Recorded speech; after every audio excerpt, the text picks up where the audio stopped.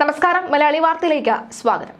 അയ്യപ്പ സംഗമത്തിന്റെ കാര്യത്തിൽ വിജയിച്ചത് എന്തായാലും സംഘപരിവാർ സംഘടനകൾ പന്തളത്ത് നടത്തിയ അയ്യപ്പ സംഗമമാണ് എന്ന് രാഹുൽ ഈശ്വർ.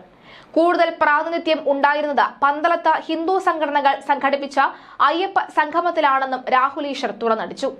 ഒരു TV ചാനൽ സംഘടിപ്പിച്ച ചർച്ചയിൽ സംസാരിക്കുകയായിരുന്നു രാഹുൽ ഈശ്വർ. തമിഴ്നാട്ടിൽ നിന്നും അണ്ണാമലയും കർണാടകയിൽ നിന്നും തേജസ്വി സൂര്യയും എത്തി. ശ്രീലങ്കയിൽ നിന്ന് വരെ ശബരിമല ഭക്തർ എത്തി. സർക്കാരിന്റെ ആഗോള അയ്യപ്പ സംഗമം പരിപാടിയിൽ ആളില്ലാത്ത കസേരകളായിരുന്നു ഉണ്ടായിരുന്നത്. അത് AI കൃത്രിമമായി സൃഷ്ടിച്ചതാണ് എന്ന് പറയുന്നത് ശുദ്ധ വിഡിതമാണ്. ആളുകളെ പങ്കെടുപ്പിക്കുന്നതിൽ എന്തായാലും തിരുവിതാംകൂർ ദേവസ്വം ബോർഡ് പരാജയപ്പെട്ടു. രാഹുൽ ഈശ്വർ തുറന്നടിച്ച വാക്കുകളായിരുന്നു ഇത്. പങ്കാളിത്തത്തിന്റെ പോരായ്മ, അന്യ സംസ്ഥാനങ്ങളിൽ നിന്നും ആളുകളെ എത്തിക്കാൻ സർക്കാരിന് കഴിഞ്ഞില്ല എന്നത് വാസ്തവമാണ് എന്നും രാഹുൽ ഈശ്വർ പറയുന്നു. അതായത് കഴിഞ്ഞ ദിവസം ഉണ്ടായത് പന്തളത്തെ അയ്യപ്പ സംഗമത്തിൽ ഒഴുകിയെത്തുകയായിരുന്നു ഭക്തർ എന്ന കാര്യത്തിൽ സംശയമില്ല.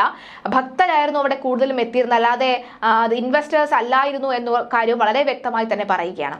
പന്തളത്തെ അയ്യപ്പ ഭക്ത സംഗമം പ്രഖ്യാപിച്ചത് വിശ്വാസത്തിന്റെ കടക്കൽ കത്തിവെക്കാൻ ആരെയും അനുവദിക്കില്ല എന്ന സന്ദേശമാണ്. സനാതന ധർമ്മത്തെ നശിപ്പിക്കുമെന്ന് പ്രതിജ്ഞ ചെയ്തിട്ടുള്ളവരുടെ ലക്ഷ്യങ്ങൾ മഹാക്ഷേത്രവും ആചാര്യന്മാരുമാണ്. ക്ഷേത്രങ്ങളും ആചാര്യന്മാരുമാണ് നമ്മുടെ സനാതന ധർമ്മം നിലനിർത്തി പോകുന്നത് എങ്കിൽ അതിനെ നശിപ്പിക്കാൻ ആർക്കും സാധിക്കില്ല. അതിന് ക്ഷേത്രങ്ങൾ കരുവാക്കണം. നമ്മുടെ മനസ്സിലെ ആശങ്കകളാണ് ശബരിമലയുമായി ബന്ധപ്പെട്ട് ഇങ്ങനെയൊരു സെമിനാർ നടത്താൻ തന്നെ കാരണമായതെന്നാണ് സംഘപരിവാർ പ്രഖ്യാപിച്ചത്. ശബരിമല സംരക്ഷണ സംഗമം എന്നായിരുന്നു പന്തളത്തെ ഭക്തസംഗമത്തിന് ഇട്ട പേര്. തുടക്കത്തിൽ കേന്ദ്ര ആഭ്യന്തരമന്ത്രി അമിത്ഷായെ അടക്കം കൊണ്ടുവരാനായിരുന്നു പദ്ധതി. UP മുഖ്യമന്ത്രി യോഗി ആദിത്യനാഥിനെയും പരിഗണിച്ചിരുന്നു. എന്നാൽ അയ്യപ്പ ഭക്തർക്ക് പ്രാധാന്യം നൽകുന്ന തരത്തിൽ സംഘടന തീരുമാനമെടുത്തു. തമിഴ്നാട്ടിൽ വികാരമായ K അണ്ണാമലയെ എത്തിക്കാനും തീരുമാനിച്ചു. ഈ തീരുമാനത്തിലൂടെ വലിയ സുരക്ഷാ ക്രമീകരണങ്ങൾ ഒന്നുമില്ലാതെ കുളനടിയിലെ വേദിയിലേക്ക് 10,000 എത്താൻ കഴിഞ്ഞു. ഗ്രൗണ്ടും റോഡും നിറഞ്ഞു. എല്ലാ അർത്ഥത്തിലും ശരണം വിളികളാൽ മുഖരിതമായി ആ യോഗസ്ഥലം മാറി.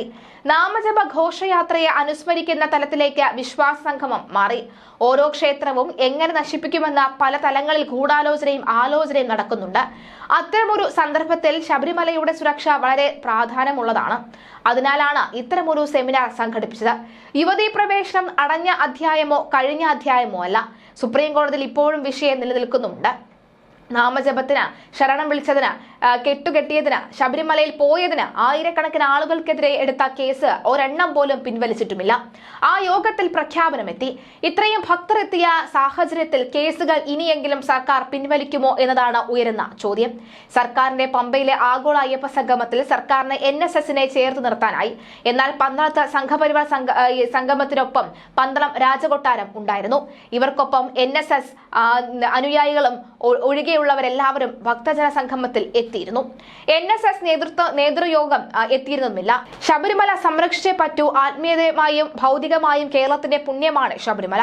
ആ ശബരിമല സംരക്ഷിക്കാൻ ഭക്തർക്ക് ബാധ്യതയുണ്ട് എന്ന ഉത്തമ ബോധ്യം തന്നെയാണ് കഴിഞ്ഞ ദിവസം കണ്ടതും.